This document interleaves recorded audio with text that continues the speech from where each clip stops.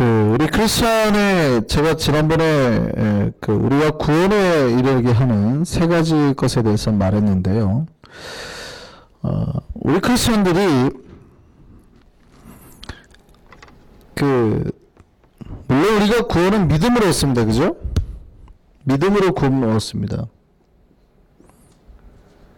다르게 말하면 우리를 사랑하시는 하나님의 그 사랑으로 구원을 받는 거예요. 그죠?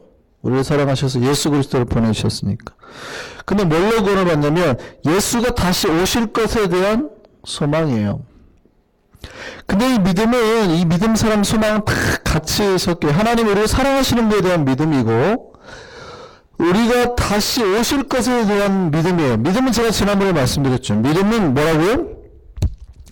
보지 않는 것을 믿는 게 믿음이라고 그랬잖아요. 그러니까 내가 지금 보이지 않지만 말씀하시는 분이 나에게 지금 나에게 말씀하시는 그 분을 내가 비록 보지 못해서도 신뢰함으로 믿어주는 그게 믿음이에요. 그러니까 믿음은 걱정하지 마, 집에 가면은 내가 너를 위해서 음식을 준비해 놨어. 누가 말하는 거예요? 엄마가 얘기하는 거예요. 우리 아이에게. 걱정하지 마, 배고프지? 걱정하지 마, 내가 집에 가서 음식을 준비해 놨어. 근데 그거를 아이가 믿어요, 안 믿어요?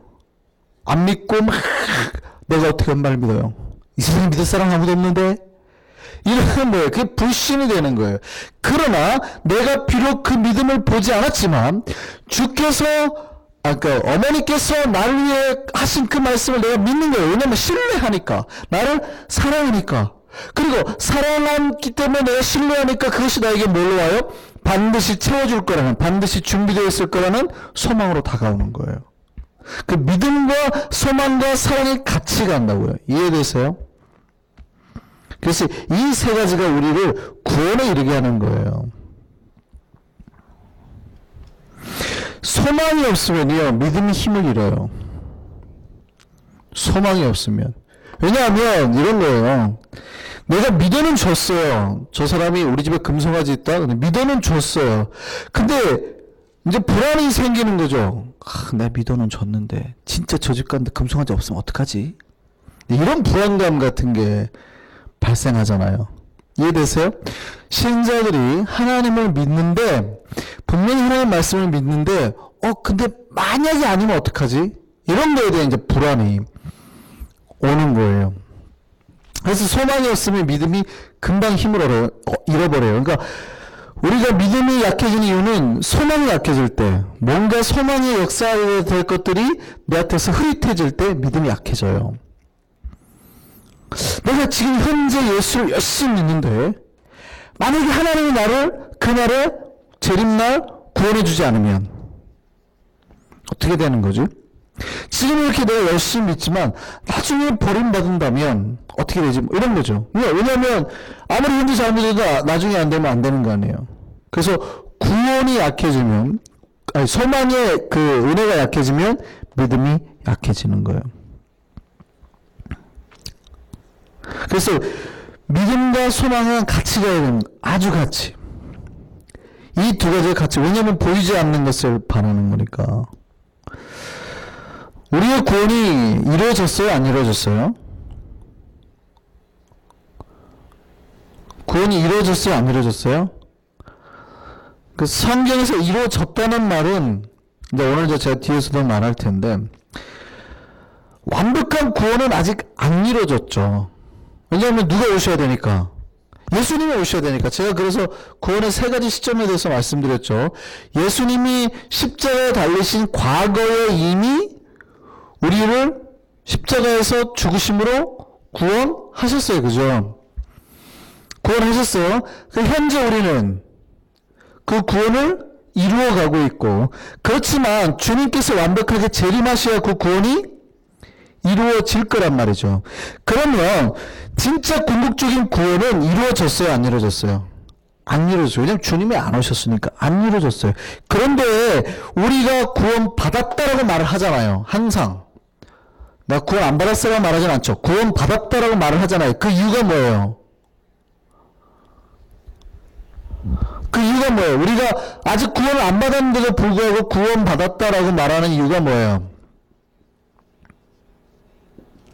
과거형으로 말하는 이유가 뭐예요? 확신하기 때문에 그것을 하나님은 거짓말 안 하니까 다시 오실 것이고 나를 건져내실 거니까 그게 있어야 되는 거예요. 우리 구원은 미래에 완전하게 결정이 되는 거지만 그 구원의 키를 꽂는 거는 언제냐면 현재예요. 현재. 내가 십자가에 달린 예수 그리스도, 날 위해 죽은 예수 그리스도를 현재 내가 영접할 때에, 받아들일 때에, 과거의 사건을 현재 내가 받아들일 때에 되는 거예요. 그러니까 현재 내 안에 역사하고 계시는가? 그분의 영이 내 안에 들어오셨나? 이걸로 결정되는 거예요. 현재. 그분이 현재 내 안에 들어오면 구원이 결정이 되는 거예요. 여러분 이거 의심할 필요가 있어요? 없어요? 없다고요. 마치 우리가 일을 하고 돈을 받을 때 캐시로 안 받고 가끔 이렇게 기업들은 어음을 받잖아요. 어음을 받잖아요. 근데 어음을 받아 놓으면 나중에 이게 뭐예요? 반드시 다시 나에게 돌아올 걸 믿는 거 아니에요. 그죠? 그런 것 같아요.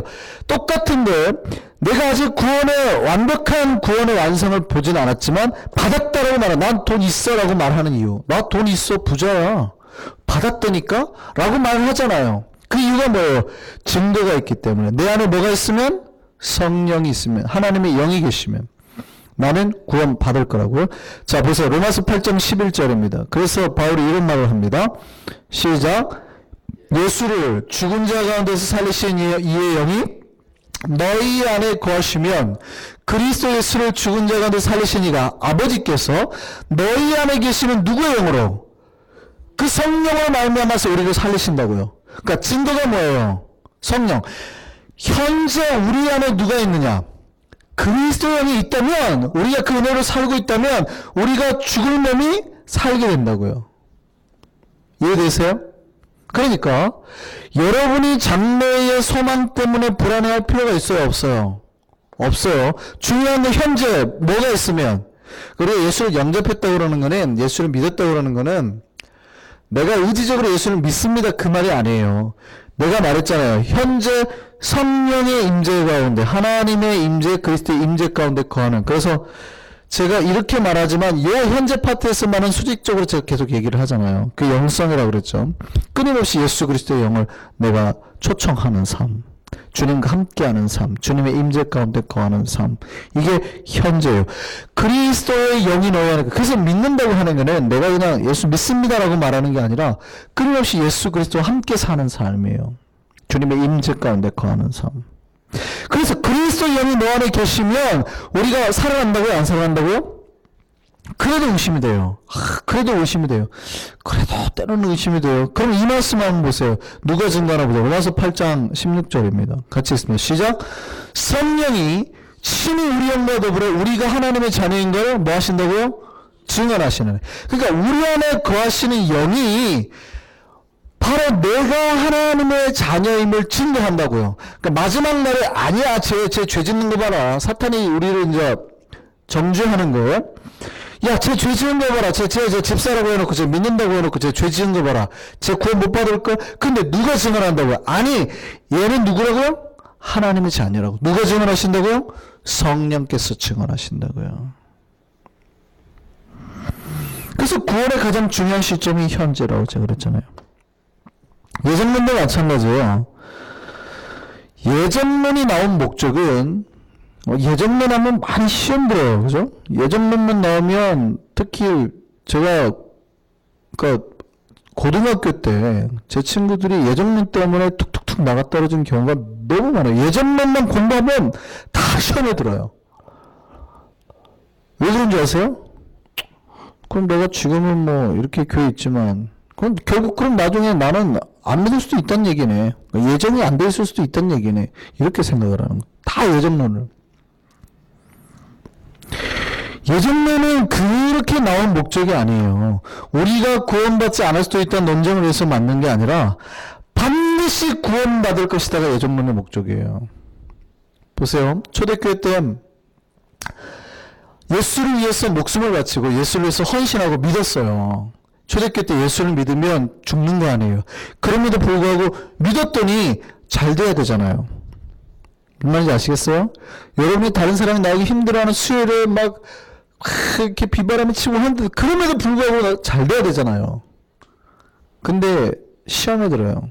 더 안 돼. 나오다가 갑자기 사고가 나고 안 나올걸. 이런 뭐 이런 막 상처가 되고 그런단 말이죠. 그러니까 초대교회 때 분명히 예수를 믿으면 더 잘 됐어야 되는데 갑자기 사자밥에 속으로 던져지는 거예요. 그러면 어머니야 믿음이 있어서 간다 그러지만 아직 아이가 믿음이 없어가지고 덜덜덜 떨고 죽어갈 때 엄마가 뭐라고 했어요? 엄마, 우리 진짜 구원받는 거 맞아요? 하나님 계신 거 맞아요? 하나님 만약에 우리를 버리시면 어떡해요? 그때 뭐라고 그래요? 걱정하지 마라. 너는 예정이 되어 있단다.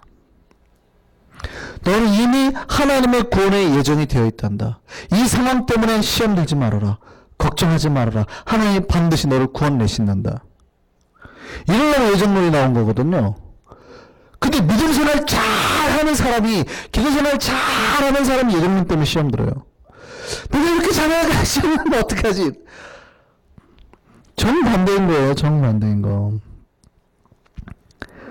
하나님은요, 우리가 때로는 죄를 범하고 때로는 시험에 들고 그래도 우리에게 포기하지 아니하는 힘과 능력을 주시려고, 그럼에도 불구하고 우리 하나님이 예정하신 자를 절대 포기하지 않는다고 말하시려고. 로마서 8장 우리 35절입니다.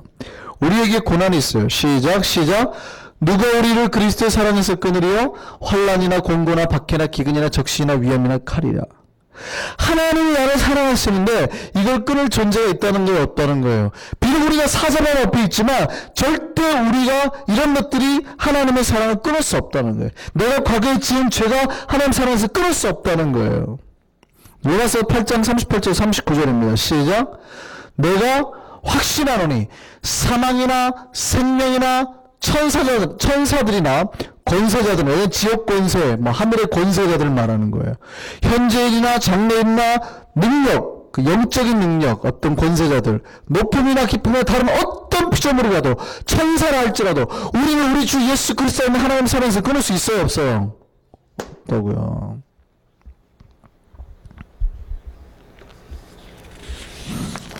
우리가 어떠한 고난이, 어떠한 문제가, 어떠한 권세라도 우리를 구원하고 작정하는 하나님 사랑에서 끊을 수 없다고 말한다고요. 그런데도 이것이 예정론인데 많은 사람들이 오히려 예정론 때문에 시험에 들어요. 왜 그런지 아세요? 내가 믿음 생활 좀 잘할 때는 그래도 괜찮아요. 내가 그래도 구원 받을 거야. 나 같은 사람은 구원 안 받고 누가 구원 받아 이러거든요. 근데 자기가 죄 좀 짓고 그러면요, 힘으로해가지고 내가 구원이 예정이 안 돼 있는 게 분명해. 그러니까 내가 이렇게 살지. 뭐 이런 생각을 한단 말이죠. 근데 구원은 누구로 구원받는 거예요? 우리 의가 아니라 하나님의 의로예요. 우리를 부르신 하나님의 권세로 구원받는 거예요. 그 마태복음 22장에 보면 혼인잔치 이야기가 나오죠. 혼인잔치 이야기가 나오는데 혼인잔치의 이야기가 그런 거예요. 그러니까 임금이 잔치를 여는데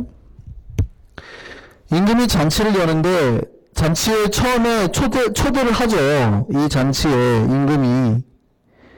임금이 처음에 초대를 하는데 사람들이 와요, 안 와요? 안 와요. 안 오고 초대하라고 보낸 종들을 어떻게 해요? 예, 멸시하고 조롱하고 죽여버려요. 그러니까 임금이 가가지고 얘네를 다 진멸하고 다시 초대장을 보내요. 초청장을. 그 누가? 거기 오는 사람들이 예전에는 귀족들, 좋은 자들, 선택된 자들이 왔는데 이제는 누가요? 악한 자나, 성경의 표현이 이렇게 돼 있어요. 악한 자나 선한 자나 누구라도 다 초청이 됐다고요. 이해되세요? 구원은 우리의 행위에 달려있지 않아요. 하나님은 우리를 구원하기로 작정을 내셨다면 반드시 구원해 내시는 거예요. 그러니까 내 믿음이 약해지는 거는 뭐 때문에? 내가 뭘 볼 때? 내 의를 볼 때, 내 의를. 내가 잘할 때는 믿음이 좋고 가요. 요즘에 내가 찬송이 잘 나와요. 하고 좋을 때는 요즘에 기도도 한다고 그러면 이제 자기 의를 보는 거죠. 자기 의. 하나님이 나를 어떻게 보시냐는 상관없어요. 자기 의. 마치 이거예요. 아이가 학교에서 점수를 받았는데 이번 레벨 4가 나왔어야 되는데 이번엔 레벨 3야. 분명히 아버지가 나를 버리실 거야. 레벨 2까지만 내려가면. 이런 불안감에 아이가 휩싸여서 학교에서 오는 거죠. 그러니까 레벨 4 받고 오면은요. 아버지 장난감 사주세요. 레벨 4. 나 같은 아들이 아니면은 누가 아들입니까? 뭐 이러고 들어오고. 그 아이가 건강하다고 하겠어요? 아니면은 안 건강하다고 하겠어요? 레벨 4 때는 별 문제가 없어 보여요. 아빠도 제가 그냥 그런가 보다 하고 사주지만 레벨 2 때 만약에 그렇게 본다면요. 심각한 거죠. 레벨 2 때 지가 레벨 2 받았다고 와가지고 분명히 아버지가 나를 쫓아낼 거야. 나는 아버지 아들이 아니야. 뭐 이렇게 생각한다 그러면 그게 자기예요. 자기예요.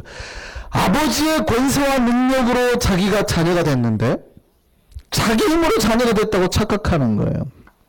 웃기지요. 웃기요. 지가 뭐 자기가 내 자녀가 되고 그 능력이 돼요 안 돼요?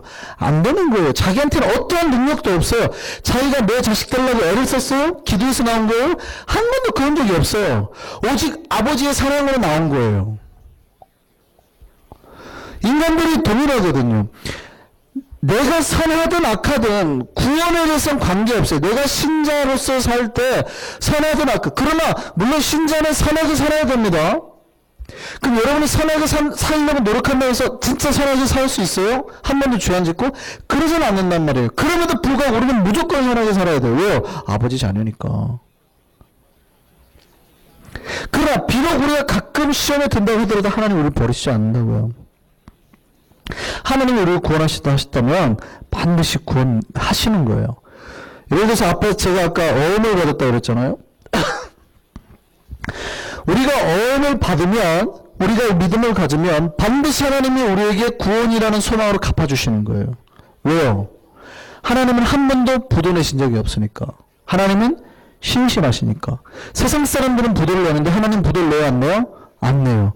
하나님이 부도 내지 않는다는 말이 성경에 있을까요 없을까요?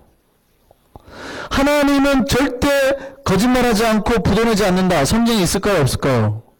있어요. 민수기 23장 19절을 보세요. 같이 읽습니다. 시작. 하나님은 사람이 아니시니 거짓말을 안 하는 거예요. 시작. 하나님은 사람이 아니시니 거짓말을 하지 않으시고 인생이 아니시니 후회가 없으시도다.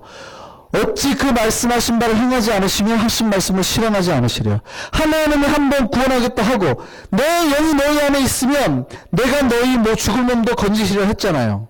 하나님이 약속하셨잖아요. 그럼 우리를 건져요 안 건져요? 건진다고요. 여기에서 우리가 뭐 얻어요? 구원의 확신을 얻는 거예요. 그럼에도 불구하고 간혹 신자들이 불안감에 듭니다. 왜 그럴까요? 시간차 때문에, 시간의 격차에서 발생하는 겁니다. 왜냐하면 나는 어디를 살아가요? 나는 현재를 살고 있거든요. 근데 구원은 언제 일어나요? 장래에 일어나는 거예요. 시간상의 격차가. 그러니까 내가 비록 믿지만 그거를 보지 못한 거예요. 그러니까 내 안에 뭐가 있어요? 신뢰감이 좋을 때는 걱정이 없는데 신뢰감이 떨어지면 혹시 집에 없으면 어떡하지? 예를 들어서 우리 집에 제가 금송아지가 있다고 얘기를 했단 말이에요. 근데 연못사님이 나를 믿으니까 목사님이 거짓말할 리 없어. 거짓말하지 않으시니 신실하시니 그죠? 그러니까 이따가도 믿었는데 옆에 딴 집사가 아이고 금송아지 있는 사람이 어딨냐고 못 믿는다고. 우리 집에 가자 그러면 가는 동안에 시간의 격차가 발생하는 거 아니에요. 그러면 나를 완전히 신뢰할 때 처음에는 권사님이 좋았어요. 우리 목사님 절대 거짓말 안 하지. 근데 가는 동안에 옆 사람은 계속 속삭거리는 거야. 야, 너 금송아지 그런 거 봤어? 금송아지인 사람이 어디 있어? 말로 했던 소리가 계속 사탄이 속삭이는 거예요. 그럼 우리 마음속에 뭐가요? 예, 그 믿음에 대해 흔들리기 시작하는 거예요. 그게 뭐 때문에요? 시간상의 격차. 우리는 현재를 살아가고 주님의 약속은 장래에 있기 때문에 발생하는 현상입니다. 그래서 현재를 살아가는데 우리의 믿음은 반드시 이 소망을 든든히 붙잡지 아니하면 믿음이 흔들리게 돼 있어요. 시간의 격차 때문에. 그래서 여러분이 믿음을 바로 잡으려면 뭐를 붙들어야 돼요? 소망을 붙들어야 돼요. 근데 신자들이요, 소망에 대해서 별로 잘 몰라요. 사랑하고 믿음은 많이 알아요. 근데 소망에 대해서 되게, 이 종말에 대해서 굉장히 몰라요. 별로 신경을 안 써요. 근데 우리가 소망이 떨어지면 믿음이 바로 약해지는 거예요. 그래서 많은 신자들이 믿음이 약해지는 겁니다. 절대 장래에 내가 구원받고 잘되고 복되리라, 복이 되리라 라는 소망이 있어야 되는 거예요. 왜냐? 하나님은 거짓말 안 하니까. 내가 하나님 백성을 산다 그러면 잘 될 거고, 부활할 거고, 영생을 얻을 거고, 생명을 얻을 거고, 하나님의 모든 역사가 나에게 이루어질 거고, 뭐 이런 소망이 있어야 되는데 그게 사라져요. 장래가 흐려져요. 내가 안 될 수도 있겠는데, 망할 수도 있겠는데, 하나님 혹시 거짓말할 수도 있겠는데, 내가 구원 못 받을 것 같은데, 불안감이 막 생기는 거죠. 그래서 우리가 소망을 바라는 자에게, 이 현재를 사는 우리에게 가장 큰 덕으로 하나님이 우리에게 바라는 게 뭔지 아세요? 기다림이에요. 기다림. 인내.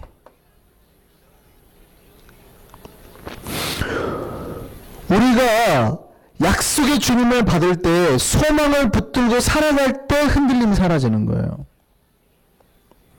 그래서 구원은 뭘로 얻어요? 절대 소망을 얻는 거예요. 아시겠어요? 구원은 뭘로 얻는다고요? 소망을 얻는 거예요. 그러니까 이 소망이 사라진 사람은 구원을 못 받아요. 주님이 오실 거라는 그 소망이 사라져요. 주님이 와가지고 나를 건질 거라는 소망이 사라져요. 그러면 믿음이 약해졌잖아요. 구원이 없어지는 거죠. 구원은 뭘로 받아요? 소망으로 받는 거예요. 자, 우리 로마서 8장 24절 봅시다. 같이 읽습니다. 시작. 우리가 뭘로 구원 얻어요? 소망으로 구원을 얻어요. 이 말 이해되세요? 우리가 소망으로 구원을 얻었음에 내가 눈에 보이는 것이 소망이라면 이게 소망이에요? 그게 소망이 아닌 거예요. 누가 보는 거를 바라는 거예요. 그거 아니에요. 내 눈에 보이지 아니하는 거를 바라는 거예요. 그게 소망이라고요. 그렇다면 내 눈에 보이지 아니하는 거를 바라는 것이 소망이라면 우리에게 뭐가 있어야 된다고요? 기다림이 있어야 된다. 그래서 신자는요, 기다려야 돼요. 여러분 앞에 기도했잖아요? 기도하면 뭐 해야 돼요, 이제? 기다리는 거예요. 하나님 나에게 복 주실 것을. 하나님 나에게 구원하실 거라고 약속하셨잖아요. 내가 너를 건지려. 그럼 뭐 하면 돼요? 기다리는 거예요. 뭐 가운데? 확신 가운데. 흔들리지 말고. 하나님 나를 구원하시고 하나님 나에게 복 주신다 그랬잖아요. 근데 내가 불안해진단 말이에요. 왜요? 장래일이니까. 근데 그 확신을 가지고 기다리라고요. 확신을 가지고. 기다리면 하나님이 반드시 뭐예요? 갚아준다고요. 성경은 그 얘기하는 거예요. 오늘 본문에서 오늘도 주님께서 약속을 하시는 장면이 나옵니다. 근데 이 오늘 본문이 아주 중요한 본문이에요. 그 예수께서 약속을 아주 강하게 2번이나 반복을 하십니다. 그 성경에서 진실로가 나오면 아주 중요하다고 생각하면 돼요. 예수님이 진실로 그러면 굉장히 중요한 거거든요. 굉장히 중요한 말씀이에요. 예수님이 진실로라고 말했을 때는 아주 중요한 말씀이에요. 근데 예수님이 진실로 2번 말하면요. 별표 5개. 굉장히 중요한 말씀이라고요. 근데 성경 전체에서 진실로가 연달아서 4번이 나온 구절이 여기가 유일해요. 있으면 찾아주세요. 제가 수정할게요. 첫 번째 문장에 얘가 나오고 그 다음 연달아서 다음 문장에 진실로 굉장히 중요한 얘기를 한다라는 거예요. 여러분 찾아보면 또 깜짝 놀랄 텐데 요한복음 13장 21절 22절에 나와요. 사실은 진실로가 4번이 또. 그런데 거기는 문장에 여기가 피어리드가 딱 찍혀 있어요. 그러니까 이 진실로 예수님 말씀하실 때 여기 이야기 딴 거고 다른 스토리가 시작될 때 하는 거예요. 그러니까 주제가 이어지지 않는 얘기란 얘기예요. 그런데 한 가지 공통된 주제를 가지고 진실로 막 계속 강조하는 장면은 여기밖에 없어요. 왜요? 지금 오늘 예수님이 하시려는 말씀이 너무 정말 중요하다는 거예요. 무슨 얘기하려고 했을까요? 구원에 대한 얘기 하시려고 그러는 거예요. 구원과 소망에 대한 얘기를 하시려는 거예요. 그래서 오늘 본문 첫 번째 24절에 주님이 뭐예요? 구원에 대한 얘기 하십니다. 구원과 소망은 같이 가요. 완전한 구원은 주님이 재림하신 날 이루어지니까. 그래서 구원에 대한 이야기 한번 보시죠. 24절입니다. 같이 읽습니다. 시작. 내가 진실로 너에게 이르노니 내 말을 듣고 또 나 보내신 이를 믿는 자는 뭘 얻어요? 영생을. 그 믿으면, 아버지께서 보낸 예수 그리스도를 믿으면 뭘 얻어요? 영생을 얻고, 그래요? 심판에 이르지 않았느니 아미하나니 사망에서 생명으로 옮겼느니라. 우리가 영생에 이르고 심판에 이르지 않는 방법이 뭐예요? 오직 예수 그리스도를 믿음이죠. 마태복음 아까 22장째 혼인잔치 얘기했는데요. 악한 자든 선한 자든 다 부름 받고 초청 받고 들어갔어요. 악한 자든 선한 자든. 그런데 어떤 자가 쫓겨나게 됩니다. 문 밖에서 울며 이를 갈입니다. 왜요? 어떤 사람이요? 예복을 준비하지 않은 자. 아니, 어떻게 예복을 준비해요? 보세요. 이 악한 자든 선한 자든 뭐 하다가 밭에서 일을 하다가 불렸다 그랬거든요. 그러면 여러분이 어디 파티나 레스토랑 가기 위해서 지금 파티복을 준비한 게 아니에요. 이해되세요? 지금 그럴 준비할 수가 없어요. 지금 몸빼바지 입고 간 거예요. 일하다가. 그리고 지금 임금이 초청한 잔치에 들어가요. 얼마나 부끄러워요. 그리고 들어가게 됐다고. 근데 예복을 어디서 준비해요? 예복을. 네 예복은 누가 준비한 거예요? 임금님이 준비한 거예요. 옛날에는 잔치를 준비하면 준비하는 사람이 그 앞에서 옷을 준비하죠. 오늘날에도 레스토랑 같은 데 가면 정장해야 되는 데는 그 알아서 딱 그 양복 같은 걸 준비해 놓고 입히잖아요. 그런 데가 있어요. 임금이 준비한 예복을 입고 들어가야 되는 거예요. 그러면 되는 거예요. 그런데 이 사람은 누가 준비한 예복을 입은 거예요? 자기가 준비한 예복을. 자기 예복이 괜찮다고 생각하고 20년 전 예복을 털어가지고 입고 나온 거죠. 무슨 말인지 아시겠어요? 성경은 뭘로 옷 입어야 된대요? 그리스도의 여기 아니고 의로 옷 입어야 된다고요. 근데 이 사람은 누구 의로 옷 입는 거예요? 자기 의로 옷 입는 거예요. 자기 의. 내 의로 구원 들어갈 수 있어요, 없어요? 조건이 그거예요. 조건이 내가 악하냐 네가 선하냐 이 조건이 아니에요. 그 사람 누구든 다 초청될 수 있어요. 그러나 들어갈 수 있는 조건은 뭐예요? 오직 예수 그리스도의 의로 옷 입는 거. 지금 오늘 그 얘기하는 거예요. 진실로 내가 너에게 이르노니 내 말을 듣고 나를 보내신 이를 믿는 자가 영생을 얻는 거예요. 그러면 구원 얻는다. 굉장히 중요한 얘기 좀 구원에 대해서 하셨죠? 그 다음에 그 다음 구절 그 구원을 소망에 대해서 말씀하십니다. 25절입니다. 시작. 진실로 너에게 이르노니. 굉장히 예수님 진실로 또 반복하시죠. 진실로 너에게 이르노니 죽은 자들이 하나님의 아들의 음성을 들을 때가 오나니 곧 이때라 듣는 자는 살아나리라. 뭐에 대한 이야기입니까? 소망에 대한 이야기죠. 장래에 대한 이야기죠. 지금 현재 예수가 오셨으니 뭐 하라는 거예요? 믿으란 얘기예요. 지금 요한복음 5장은 뭐예요? 지금 그 아들을 믿는다는 그 아들을 믿고 보내신 자가 누구라는 거예요? 나라는 거예요. 나를 믿는 자는 영생을 얻게 될 거네. 그런데 나를 믿는 자가 영생을 얻는데 영생이 언제 이루어지는 거예요? 보세요. 지금 24절 다시 한번 보세요. 영생이 얻었어요? 안 얻었어요? 놀랍게도 영생을 얻었어요? 안 얻었어요? 안 얻었잖아요. 근데 예수님 뭐라고 그래요? 영생을 얻었다. 사망에서 생명으로 옮겼어요? 안 옮겼어요? 아직 안 옮겼죠. 그런데 이미 옮겼다. 왜 그래요? 예수를 믿으면 이미 구원 받았다. 그렇게 말하잖아요. 생명을 얻었다 그러잖아요. 여러분이 구원 받았어요? 안 받았어요? 완전한 구원 안 받았다니까요. 아직. 그런데도 불구하고 우리는 받았다라고 말하잖아요. 예수는 그렇게 말을 해요. 계속. 너희가 영생을 얻었다. 이미 옮겼다. 왜요? 확실하니까. 확실하니까. 이미 이루어질 거니까. 그러니까 이미 받은 거예요. 어음은 받았으니까. 걱정하지 마. 확실히 있어. 나 받았어. 이해되세요? 돈이 있어요. 나 밥 먹어도 돼. 어음 때문에. 확실하니까. 그래서 받았다라고 말하는 거죠. 근데 근데 그 다음에 바로 이어서 진실로 진실로 뭐에 대해서 말해요? 너희가 받을 때는 이때라는 거예요. 진짜 받을 때는 이때라. 이때가 어느 때예요? 너희가 죽었어도, 비록 네가 죽었어도 주의 음성이 들릴 때가 온다는 거예요. 소망에 대해요. 그러니까 구원과 소망에 대해서 말씀하고 계시는 거예요. 자, 우리가 주님 만날 때는요, 물론 우리가 임재 가운데 계속 주의 영이 너희 안에 거하시는 거예요. 그러니까 주님 만나는 거지만, 궁극적인 주님을 만날 때는 언제입니까? 주님 다시 오실 때, 재림할 때예요. 근데 그날이 언제예요? 우리가 종말에 대해서 되게 많이 관심도 많고 근심도 많고 막 그래요. 그래서 막 칩을 넣네 마네 뭐 신천지가 뭐 14만 4천이 구원을 받네 어쩌네 막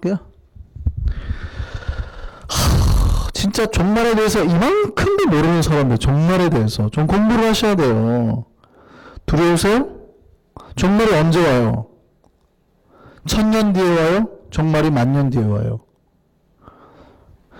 제가 예언을 해본데요, 100년도 안 남았습니다. 주님 오실 날이. 100년도 안 남았어요. 그러니까 이 얘기하면은 100년 뒤에 주님 오신다 그 얘기가 아니라 여기 있는 사람에게 주님 만날 날이 100년도 안 남았다고요. 제가 말씀드렸죠. 주님은 언제 만난다고요? 죽으면. 성경에서 잠잤다고 표현하는 거예요. 죽는 순간 그때부터 1000년이 뭐가 되는 거예요? 하루가 돼버리는 거예요. 이해되세요? 1000년이 하루와 똑같아요. 왜냐하면 우리가 죽는 순간, 그러니까 주님이 여러분 호흡을 딱 당겨가시는 순간 눈 감았잖아요? 그럼 바로 주의 음성이 들린다고 생각하면 돼요. 그럼 여러분 눈 뜨는 거예요. 여러분 주님 만날 날 100년이 안 남았어요. 100년 뒤에만 만나시면 좋겠습니다. 저는 여러분들이. 100년 뒤에 더 주님 만났으면 좋겠습니다. 100살까지만 더 사세요, 앞으로. 여러분, 주님 만날 날이 100년도 안 남았어요, 지금. 1000년이요? 1000년이요. 주님 만날 날이 이제 몇 년 안 남았어요, 몇 년. 우리가 죽고 잠자고 일어나면 바로 주님 만나요. 오늘 그 얘기 하셔요. 죽은 자들이 주의 음성 들을 날이 온다는 거예요. 그러니까 무덤 속에 있는 데가 다 주의 음성을 듣게 되는 거예요. 천사가 오면서 나팔 소리가 들리고 주께서 우리를 부르시는 음성이 들릴 때 우리가 바로 일어나는 거예요. 고린도서 15장 51절 말씀 보시죠. 고린도서 15장은 부활장이죠. 바울이 말하는 부활장. 뭐라고 말했습니까? 보라, 내가 너에게 비밀을 말하노니, 비밀을 말하노니, 우리가 다 잠잘 것이 아니라, 우리가 다 죽어서 계속 잠자는 자가 아니라, 잠을 자는데, 마지막 순간에 뭐가요? 호련이다? 마지막 나팔의 순식간에 우리가 다 어떻게 해요? 부활의 몸으로 변화된다고요. 마지막 나팔 소리가 나고 주의 음성이 들리는 그때에 우리가 다 부활의 몸으로 변할 거라고요. 영원히 잠자는 게 아니라는 거예요. 끝이 아니에요, 죽는 게. 그러니까 여러분이 죽는 순간 눈 뜬다고 생각하면 돼요. 왜냐면 죽고 10,000년이 죽고 1000년이 가든 죽으면 우리에게는 아무 의미가 없어요. 여러분이 눈 감는 순간 주님 보는 거예요, 그냥 바로.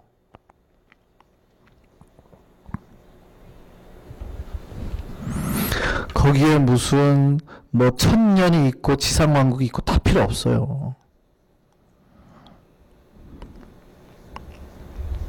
그때 우리가 다 부활하게 되는 거예요. 근데 우리에게 이 부활의 소망이 있어야 된다고요. 소망이. 이 부활의 소망이 흔들리지 아니하는 자는 뭐가 흔들리지 않아요? 믿음이 흔들리지 않아요. 근데 이 소망, 주님이 다 오실 것이다, 나를 건질 것이다, 나를 반드시 구원할 것이다, 나에게 반드시 복줄 거다라는 소망이 없으면 뭐가 흔들려요? 믿음이 흔들려요. 나 같은 건 좀 이상한데 뭐 이렇게 자꾸 되는 거죠. 우리 모두가 부활하게 될 줄 믿습니다. 그래서 여러분 질문 한번 드릴게요. 여러분이 부활할까요? 불신자가 부활할까요? 에? 신자가 부활할까요? 불신자도 같이 부활할까요? 그러니까 신자만 부활할까요? 불신자도 같이 부활할까요?